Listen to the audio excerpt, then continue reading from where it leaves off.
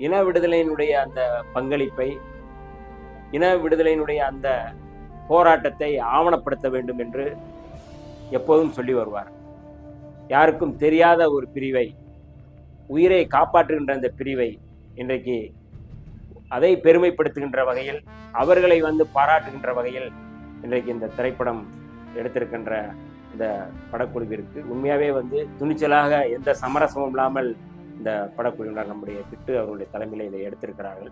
படத்தில் நடித்தவர்கள் அத்தனை பேருமே அவ்வளவு சிறப்பாக, அதுவும் நந்தினி என்கின்ற அந்த கதாபாத்திரத்தில் நடித்திருக்கிற அந்த நடிகை அது போராளியாகவே தன்னை உணர்ந்து நடித்திருக்கிறார் என்று தான் நான் பார்க்க வேண்டும்.